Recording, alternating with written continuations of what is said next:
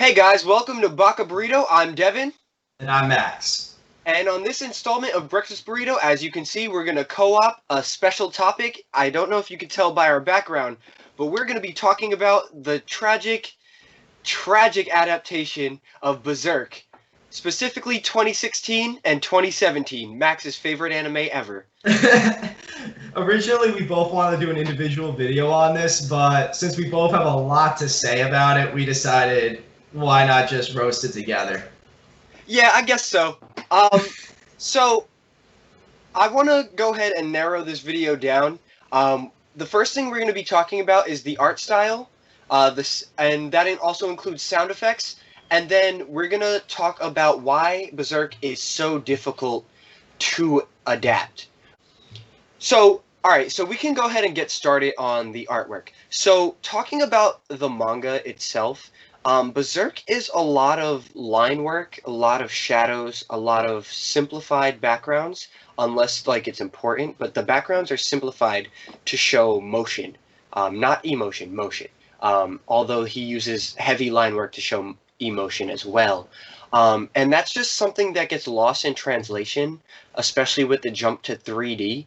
Something about the medium just doesn't transfer that well, and I think that's a pretty agreed upon statement in the anime community. I don't know. Do you agree or? No, I can agree with that. But the one thing I saw, especially in 2016, that they made mistakes in with the adaptation is they had hand-drawn scenes along with CGI scenes. And when you try to combine both of them, especially in the same image, it comes out just so... It just doesn't work. So I'll disagree with that because there are shows that do it well. For example, Attack on Titan has some CG/2D like in the same image, and that looks good. Beastars is also another anime that uses 3D and 2D in the same image. They use more 3D, like so they're closer to like Berserk than Attack on Titan.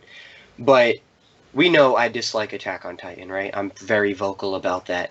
But the fact that I can give it praise for its art style and the fact that they can see like almost seamlessly mesh 3D and 2D, there's no excuse as to why Berserk couldn't do it. Even Arslan Seki, they use 2D and 3D like side by side constantly, and those shows have much better art style/reception. Don't get me wrong, 3D because it's so new is still clunky, but you can't tell me that like that it's impossible because we see it done constantly. Yeah, and I think what that comes down to is like the passion that was necessarily put into the project. Because like, you know me, Devin, I like almost any anime out there because I can tell there's always passion behind it, and I appreciate the effort that's put into almost anything.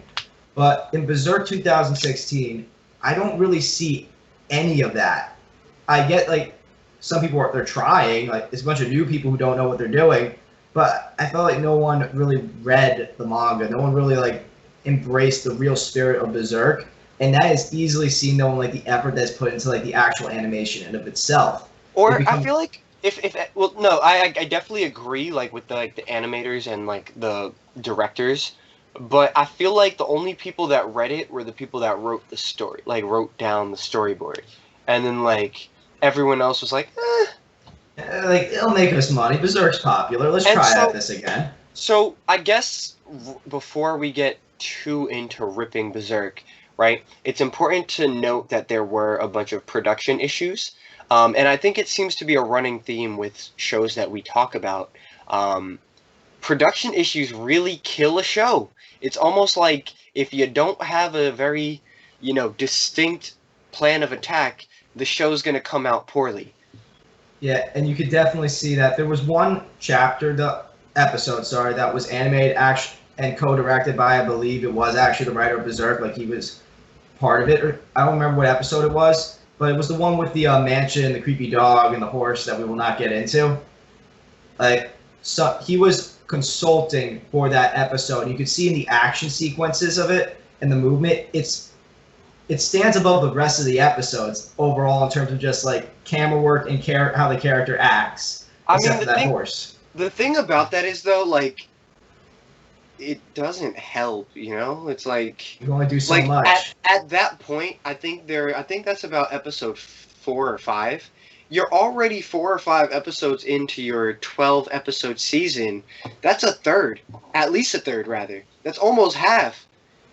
Yeah, Like, and you already wasted all of our time. Like, no one's going to be invested by episode 4 or 5, like, especially if the product is already bad. especially because like a majority of anime fans have like a 3 episode rule. They'll watch 3 episodes, and if it doesn't pick up after that, they'll drop it. And I'm not the biggest fan of that rule, but I do understand. I think anything that takes more than, I'm gonna call it. I think anything that takes more than 4 episodes to get good, like I don't mean like enjoyable, and like most anime are enjoyable from episode 1 in some capacity. I mean like if it's not a compelling story by at least episode 3, there's no point in me watching this. Yeah, which is what blows my mind the most, though. Berserk is one of the most compelling stories you can read. It has literally everything, and you could have literally had the story carry this on its own. All you had to do was have okay animation, and I promise I would have enjoyed it because it's Berserk. But I feel like they went out of their way with this animation just to get me to not watch it. Correct. Yes, I agree. I agree with that completely. And so let's start specifically. As you can see from the backgrounds behind us, and if you can't see it, I apologize. I'm gonna get out of the way real quick for this. No, like, oh god. the main character, Guts, he's this burly, strong man. They call him the struggler because he's struggling against fate for the entirety of the series, and there's a problem with making him look goofy. Because he's supposed to look edgy, he's supposed to look dark, he's supposed to look strong, and he's constantly in a state where his body is in tatters in the manga, and if you don't have that, it becomes another generic anime where the main character gets hurt a little bit and then he's not hurt the very next shot, And yeah, for a show that's supposed to be so serious and carry this much weight, for him to look like that, or that rather, sorry, and what it looks like on Max's screen, it's really disrespectful to the fans and to the writer and the artist, who, I mean, those are the same person, but still, the fact that Guts looks goofy is problematic to the entire story because you're supposed to want to root for him against his struggles, and if his struggle is looking like a joke, you don't really care about him. Exactly, and you read the manga also, and when I read the manga, especially like in these scenes where I'm reading the manga, you see this man struggling to keep himself together every single day because he's up being hunted every single day and being beaten to a pulp every single day. He's only allowed to sleep in the very early morning of the day. Yeah, and you really feel the tension in every scene, every panel that you go through. But like in 2016, I feel none of that. I know what the actual story is, and I've read it, but like in this, I feel nothing, and that is what frustrates me. When I saw it, I had an active detachment from the story. I was like, "That's not Guts. That's not Guts." I was like, "That's not Guts. Nope, that's not Guts. What is that horse doing? I don't know who that is. That's not Guts." So another thing about the direction of the show that I guess we have to touch upon is the sound design, right? Oh, do we have to? Yeah. So the Dragon Slayer. Oh, also, I'm gonna try what we were just talking about. I'm gonna try and put the scene that's on behind you, because it's this very intense scene where this man is saying, "I don't need any friends," and then the animators decide to do this with his body. They literally have him completely still and hobbling off the screen, and it turns the whole scene into a joke. I started laughing, honestly, even though I knew like what it was about. I was just like, am I being punked right now? I thought you literally, Devin, I thought you asked one of our friends to animate this scene and just mess with me. Like, I did not believe that this was actually real. So, getting back to the sound design real quick. His sword is called the Dragon Slayer, right? And it's this 500-pound piece, slab of iron. Like, it's huge. Like, this is a massive blade. And Guts wields it. And, there's like all this lore and this mystery behind the Dragon Slayer, and they're like, no normal man can wield it, but Guts is a mortal man, and he's struggling against fate, and he can wield it. And it's supposed to be this revered symbol. Is that correct to say? It was also bathed in dragon's blood. Let's not forget about that important detail. And No, it was. No, it wasn't. It wasn't? No, I thought it was bathed in dragon's blood. Oh no, I'm thinking of the souls. Sorry, all the souls that he's killed with that blade have infused in it, allowing him to kill almost any demon or creature. But that's not till much later in the story when he gets his sword. Also. It's supposed to, like, they say no mortal man can kill a dragon, right? So I need a blade that can kill a dragon. And then Godo goes, you know what? If no mortal man can kill a dragon, then I need a sword that can't be wielded by a mortal man. And he makes the Dragon Slayer, and it's this mysterious, powerful sword. And the issue is, they make this very interesting sound design choice, where it sounds like two steel beams hitting each other every time this sword makes contact with literally anything. It really does take you out of the moment. And when I say with literally anything, there's a scene where he chops a little girl in half. She's possessed by demons. And it sounds like two trucks collide. I don't know about you guys, but a little girl wearing no armor getting hit by a 500-pound slab of steel doesn't go... It's more splash. It'd probably be like a thud slash kind of sound, you know? Like a... But no, they went with the... It sounded like the Liberty Bell ringing, really. Like, it was just so bad, and I don't know where they came up with that sound choice. It would make sense if it was like if he was fighting against a demon who was also using a sword because they're stronger than mortal men. That I could make the excuse in my head for that. But the fact that it's literally every time he moves this sword, it makes that sound. It's ridiculous. It's so goofy.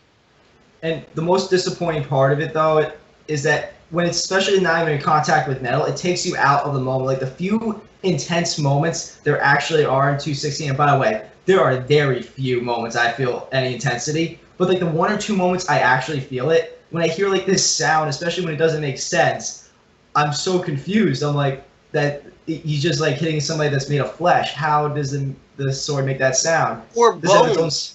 Exactly, and I asked myself, does this thing have like its own sound effect box with it or something? Like, and that's essentially what they did. They were like, all right, go sound effect number 1, and it sounds like that sword being dropped, if anything. I can believe that if it dropped. Like, that thing is... Like, that's, I think, like, truthfully, that's what that sword would sound like if it fell on the ground. Yeah, and not when it's cutting through somebody, though. Exactly. Because, truthfully, I don't think the voice acting in the show is completely terrible. It's mostly, like, any issues with, like, the dub syncing is with the animation. So I do believe, I don't know if you agree with this, Max, you can tell me right after I finish this sentence. But I do believe that any issue with the syncing of the dub is with the animation and art style more so than the actor's fault. Well, no, I would agree with that because I've listened to parts of the dub because I first watched the sub and I was just like, I can never touch this. But to do this video, I had to watch some of the dubbed, obviously, to know what I'm talking about. And like, the voice acting itself, like, I could see those voices fitting those characters. I could genuinely see it. But it's just like the way it's animated is just so awkward and clunky.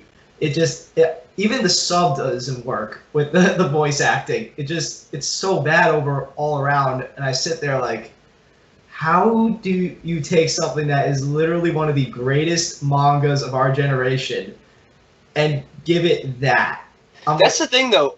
Berserk isn't even a manga of our generation. It's this show is what, like 30 years old at this point? 30, 40. It's ridiculously old. It's like One Piece old. I think it's older than One Piece, truthfully. Yeah. I don't know if that's a fact. I'll have to fact check that and then plug in the video. But of course, I don't know. But it is one of those older manga that's an ongoing story, and it has thousands upon millions of fans, if not millions. You know. And the fact that they can't adapt this show in an effective way is really upsetting. Because I believe we talked about it in the first, in our first video. The trilogy of movies that came out between 2012 and 2014 were done better than this show, and they came out up to 3 years before it. You know?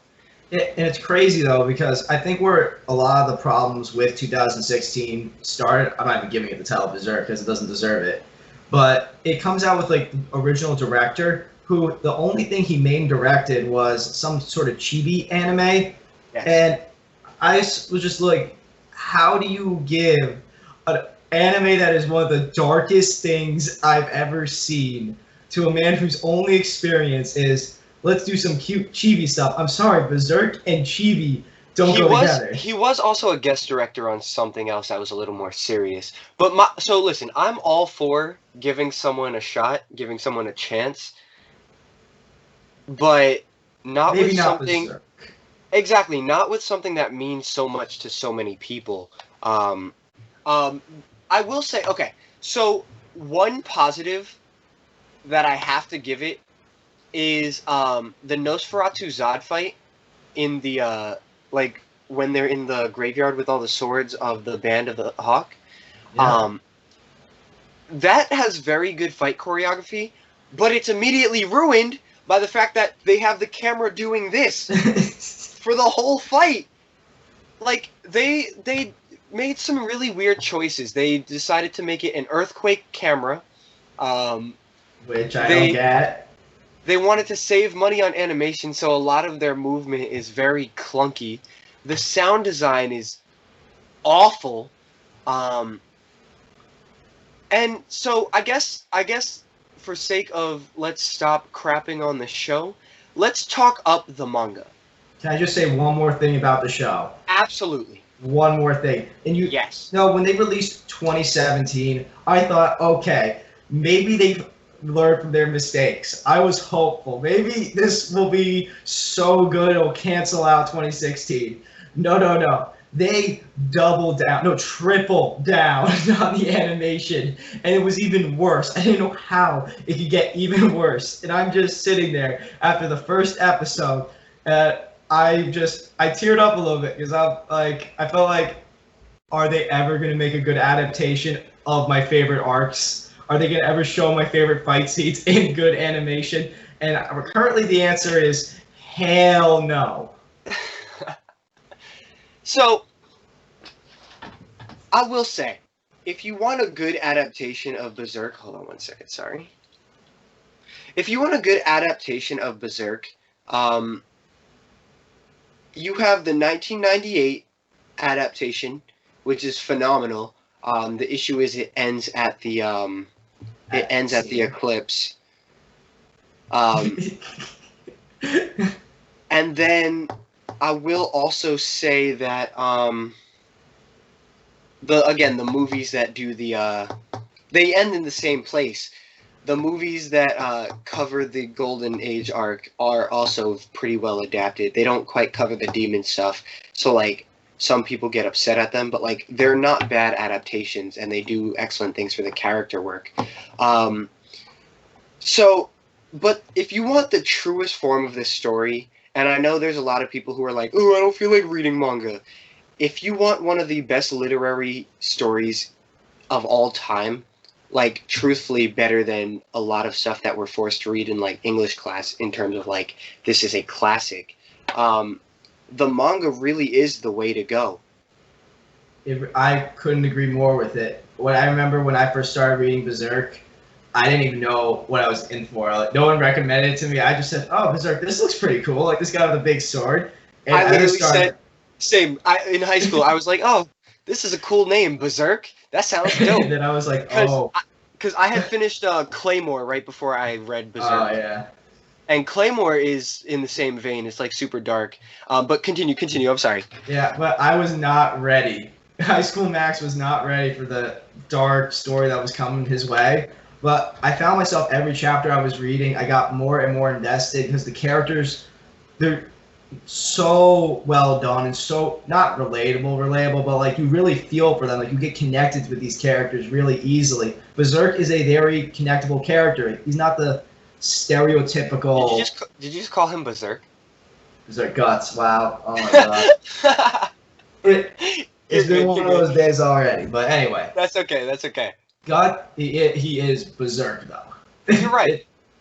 But Guts is one of those characters that you can really connect with because he's not the stereotypical good guy for being the sake of being a good guy. He's just a man trying to live his life at this point through battle. Arguably, I would call Berserk a dark coming-of-age story. Oh, without a doubt. And then you have like this contrast character, Griffith, who's the complete opposite of Guts. That's where we're gonna end that conversation there. Griffith can have his own video in the future. Matter of fact, if this video does well, we can go ahead and collab on a Griffith video. Oh man, because hashtag Griffith did nothing wrong. Oh, I didn't say all that, Max. Come on. You're killing me here. I'm gonna have to cut. Nah, I'm not gonna cut that out. I'm gonna leave it in, but just so people know I hate you. Anyway. He said it first, not me. So way back when. The thing is, Berserk has an art style that truly benefits from being black and white. Like I don't even think like the colored panels do any justice to Berserk because the black and white is such a good setting for the show. And I feel like if we got an animated form of Berserk that was completely in black and white, and I know they would never do it, but if it was completely black and white and then they had an accent of like for blood in the show, similar to what is that movie called? Sin City? Yes. How it's all black and white and all like or even Schindler's List, how they only film noir in general. Well, no, but I mean specifically ones that have an accent of like red when it's necessary. Yeah. If they did that, the show would be excellent, I think. That's just my personal opinion, and that's a specific art direction that would be very hard to sell because it would only work for a select audience, and I believe that select audience would be almost everyone that reads the manga. So I think I would go over well personally. You get a few million instant views on that. At least in episode 1. Oh, no doubt. But at this point, this video is just theory crafting a perfect Berserk series. So I guess we've said all we had to say for this episode of Breakfast Burrito. So I do have one more thing to say, Devin, and it's about 2016. It made me appreciate the manga so much more because after I had watched Berserk 2016 and 2017, I had reread the manga like 4 times because I needed to get that garbage out of my memory. And and once again, when I say garbage, I'm not actually I kind of am insulting the creators of the animated series, but I also don't blame them because they had budget cuts at the same time. They didn't hire the right guy for the job. So really, I blame the producer, if anything. And there was no direction for the show. It's a tale as old as time. We hear it with video games constantly. And Berserk is just another victim of, again, budgetary constraints. It's not like it's like Legend of Korra that was able to still salvage a show. Because the directors and the creators of it had control of the show still. I feel like they lost control pretty fast in 2016. And if you look at a contrast to another historical piece, though, that did a great job, Vinland Saga, stayed true to their source material, did a great job. I would love something like that at least. And yeah. I think, unfortunately, though, Berserk might have killed itself with 2016, 2017 and getting its animated adaptation. Or hear me out, Ufotable does Berserk, and then all the fight scenes are like Fate Stay Night. You know what? If that happened, I mean, the story would be completely lost, but it would be amazing to watch. I would be all about watching Guts vs. Zod if they did that. Oh man, that fight scene, 10 out of 10. It's not even made yet, but imagine something like Berserker versus King Arthur in Fate Zero. Just out of nowhere, be like, huh? I'd be with actual it. Guts rolls up in Fate's Day Night. It's just like, I'll be like, you know what? At least he's gonna get animated well in this, and I would not be against it. All right, and on that note, thank you guys for tuning in to this episode of Breakfast Burrito. I've been Devin. And I've been Max. Don't forget to like and subscribe, and leave a comment down below for what you'd like to see next. Tune in this Friday for our next Burrito Banter, and tune in next Wednesday for another episode of Breakfast Burrito. Have a good one.